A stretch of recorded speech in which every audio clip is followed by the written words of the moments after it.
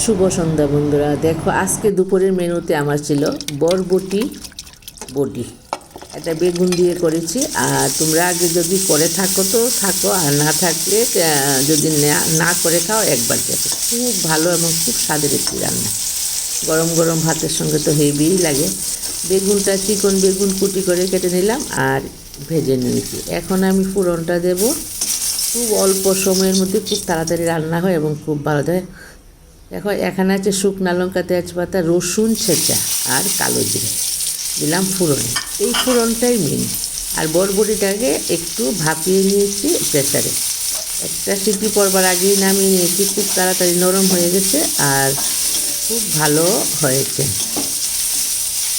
দেখো তারপরে নেড়ে চেড়ে নিলাম, নিয়ে এটার মধ্যে বরবটিগুলি এখন দিয়ে দেবো।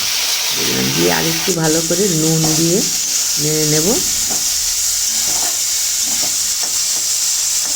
আর মাঝে মাঝে একটু খুন্তিটা দিয়ে একটু খুঁচিয়ে দিতে হবে, তাহলে বরবটিগুলি একটু মিশে যাবে। মিশে গেলে দেখতেও সুন্দর লাগবে, খেতেও ভীষণ ভালো লাগবে।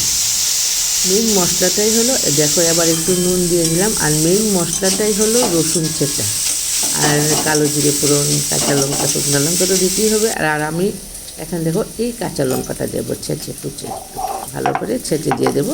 সে পালিশ করে বাটতে হয় না এইসব রান্না, একটু আড়া বাটা হলেই চলে। আর তোমরা সেভাবেও করে খেয়ে একবার দেখো। এর নাম হলো বরবটি বডি।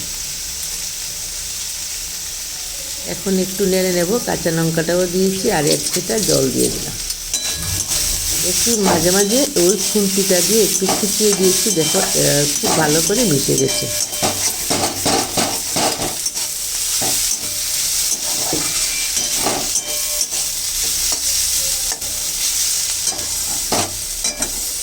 কেমন লাগলো ভিডিওটা? আশা করি তোমাদের ভালো লাগবে। আর যদি ভালো লাগে আমার চ্যানেলটাকে একটা লাইক, একটা সাবস্ক্রাইব দিয়ে পাশে থেকো। এখন দেখো একটু টেস্ট আসার জন্য একটু চিনি দিয়ে দিলাম। আর চিনিটা দেওয়াতে চেহারাটা একটু ভালো হয়ে গেছে, একটু চকচক হয়ে গেছে দেখো। আর এখন বেগুনটা ওই যে ভেজে রাখা বেগুনটা দিয়ে দিলাম, দিয়ে একটু নেড়ে চেড়ে নেব।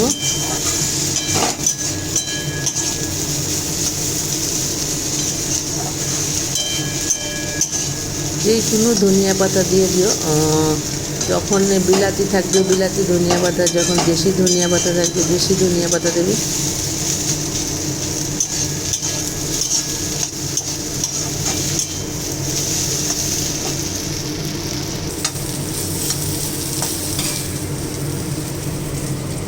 রান্নাটা কমপ্লিট হয়ে গেছে বন্ধুরা। এখন দেখুন নামিয়ে নিলাম।